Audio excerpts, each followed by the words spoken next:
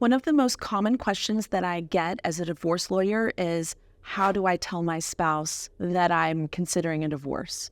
What do I do?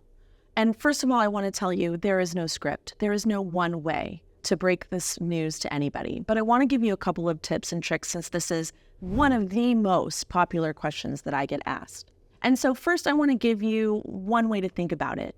So I don't want you to have one conversation with your spouse about your decision to have a divorce. It's too much pressure. Are you going to sleep the night before? No, you're not. Are you going to have it all written down? Probably not. Are you going to remember all the important things that, you wanted to say the weeks and the days leading up to this conversation? No, you're not. Why put that pressure on yourself? Don't make this important conversation just one conversation.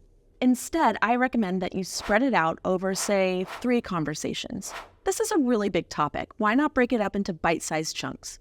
First of all, I hope you've talked to a divorce lawyer well before you've spoken with your spouse about the fact that you want to have a divorce. A divorce lawyer can help you turn left versus right, can help rein in some really great sounding ideas that have terrible implications. So this is a tips and tricks for after you've talked to a divorce lawyer. But break it up into bite-sized chunks.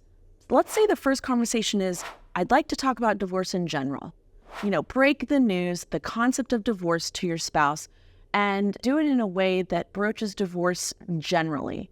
It would be so hard if we lived apart, but it might resolve a lot of these bickerings that we've had, and it just doesn't seem like we've been on the same page since we stopped sleeping together 5 years ago. Things like that. Then, after you have that first conversation, don't feel like you're going to have any success or traction. This is just, we're lobbing it into the air. We're putting this word into the atmosphere. We're making everybody aware that the word is being kicked around by the other person. So once you do that, then I suggest you move to a more specific conversation.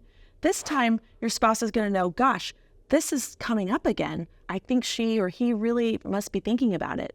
So this really encourages some reality in the conversation. And this part of the conversation should just be about really kind of how it could hypothetically work in the future in super broad terms. I've really been thinking about it since our last talk, and I'd like to follow up with you. I was hoping that maybe in the next few weeks we could talk a little bit more specifically about it. I know I personally would benefit from some space apart, but I don't want to be able to move out until we absolutely have it all figured out. And I absolutely don't know how we're going to talk to the children about it, but I want to make sure that their mental health is protected. Stuff like that. And when you get information and a response from your spouse, it's probably going to be like, I didn't know you were still thinking about it. I thought that was just a phase. Did you get this from your best friend, Barbara? All of that stuff. Or it could be, I've been thinking about it too. And as sad as I am, I know that I can't force you to stay. So is there something I can do? Is there counseling that I could pursue? Is there any way to save this marriage? These types of questions can come up in that part of the conversation. And third, the last conversation I think you should have when you're breaking the news to your spouse into 3 conversations instead of a power-packed, pressure-packed, crazy, stressful 1 conversation is to have the last one be a little bit more of the nuts and bolts. I know we've been talking about this for months. I'm really ready to move forward.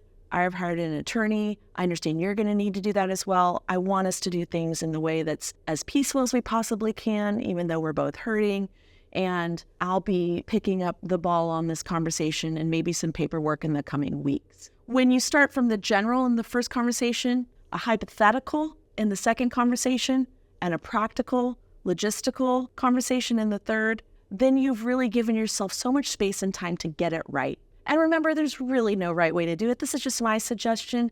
And I'm trying to do it in a way that allows your spouse to process the information which they need to do. And it's also kind and graceful to you and understanding to you, knowing that you're not going to get it perfect the first time. We all fumble. So if you can spread it out over 3 conversations, hopefully by the third one, you'll be really hitting your points as best you can. I hope this helps.